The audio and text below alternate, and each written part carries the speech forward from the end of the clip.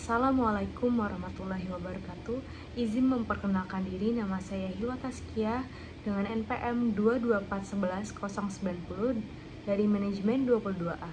Di sini saya akan menjelaskan tentang materi ketiga dan keempat manajemen sumber daya manusia, yaitu analisis rancangan pekerjaan. Selanjutnya saya akan menjelaskan tentang definisi perencanaan pekerjaan. Nah, perencanaan pekerjaan ini merupakan proses penentuan tugas-tugas yang harus dilaksanakan oleh pemegang jabatan, hak untuk mengatur pekerjaan tersebut, dan juga tanggung jawab pemegang jabatan.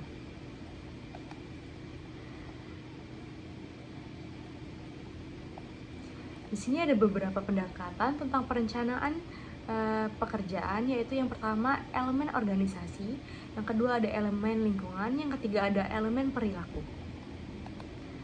Nah, pengertian dari elemen organisasi ini di dalam organisasi atau perusahaan lebih menekankan pada aspek efisiensi dan juga efektivitas untuk mencapai organisasi atau perusahaan yang cenderung ke arah pendekatan, yaitu ada mekanik, prosedur, keselamatan, dan kesehatan kerja. Kemudian yang kedua itu ada elemen lingkungan. Nah, pertimbangan elemen lingkungan berkaitan dengan pertimbangan aspek-aspek.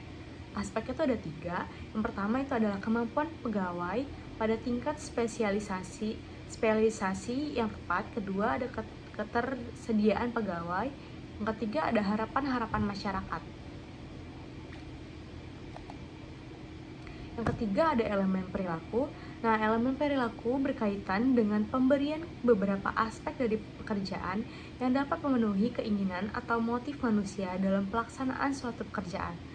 Nah, di sini tuh ada 4 aspek, yaitu yang pertama ada aspek otonomi, yang kedua ada aspek task variatif, yang kedua task identity, dan yang keempat task significance.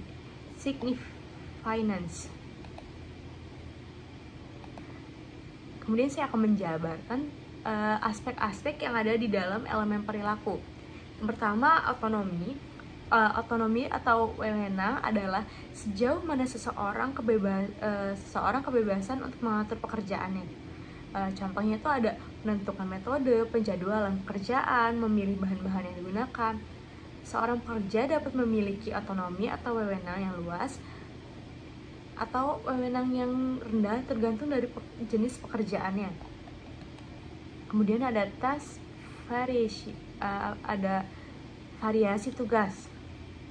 Nah, variasi tugas ini merupakan jenis tugas yang dilakukan seseorang dan digunakan keahliannya yang berbeda. Seseorang dapat memiliki sedikit atau banyak jenis tugas yang dibutuhkan dengan keahlian yang berbeda-beda. Kemudian di sini ada task identity, merupakan sejauh mana seseorang pekerja terlibat dalam penyelesaian proses keseluruhan pekerjaan. Nah, seseorang ini bisa terlibat hanya dalam sebagian proses atau keseluruhannya. Yang ketiga itu ada signifikan tugas. Nah, signifikan tugas ini adalah sejauh mana suatu perusahaan mempunyai arti penting bagi rekan kerja atau orang lain. Nah, seseorang dapat merasakan penting yang dapat menimbulkan kebanggaan dan pengakuan atas pelaksanaan suatu pekerjaan.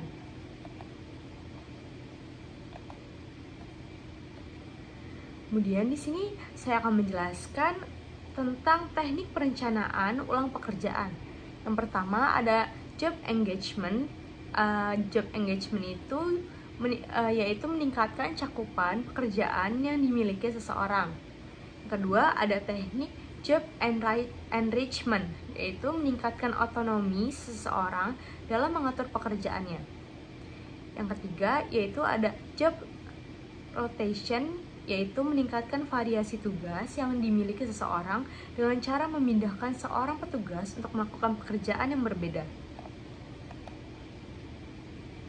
Kemudian ada faktor kepuasan kerja.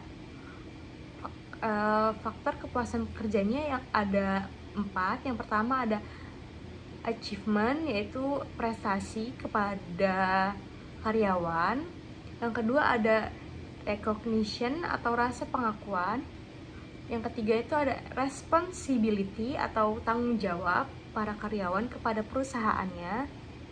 Kemudian yang keempat ada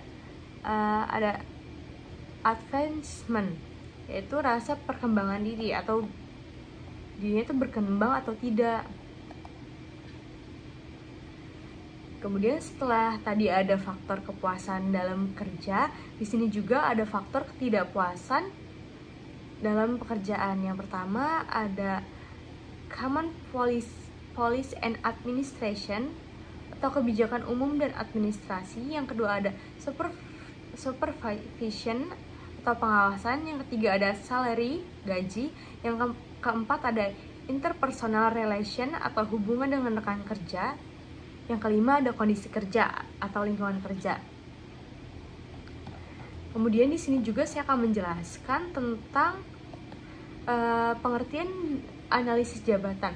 Setelah tadi saya menjelaskan tentang rancangan pekerjaan, di sini saya akan menjelaskan tentang analisis jabatan. Nah, analisis jabatan ini adalah pengumpulan, penilaian, dan penyusunan informasi secara sistematis mengenai tugas-tugas dalam organisasi yang dilakukan oleh seorang ahli, yaitu job analyst.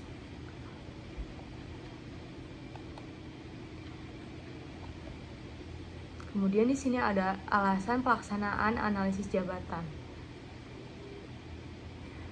Analisis jabatan dilakukan karena suatu informasi dapat menjadi landasan untuk mencocokkan pekerjaan dengan petugas, beban kerja yang dilakukan, hambatan yang ditemui oleh pelaksana, dan landasan dalam pelaksanaan keseluruhan kegiatan MSDM untuk memenuhi fungsinya.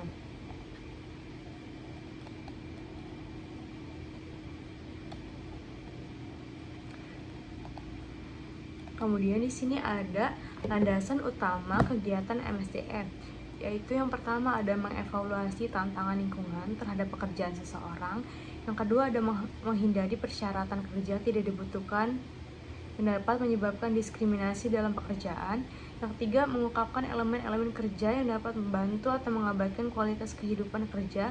Yang keempat merencanakan kebutuhan sumber daya manusia pada masa yang akan datang.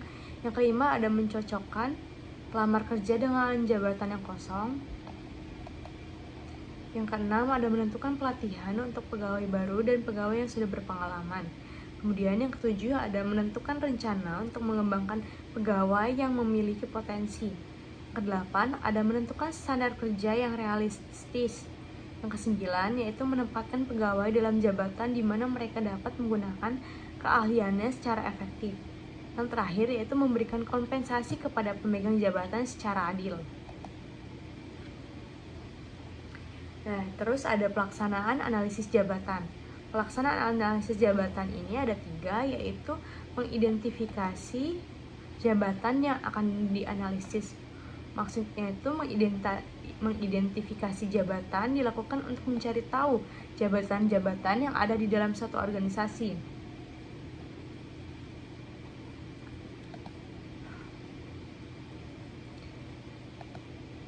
Misalnya dalam perusahaan kecil, jabatan-jabatan akan mudah diketahui, tetapi untuk perusahaan yang besar, hal ini menjadi rumit karena terdapat jumlah jabatan yang sangat besar. Kemudian yang kedua tuh menentukan teknik pengumpulan informasi.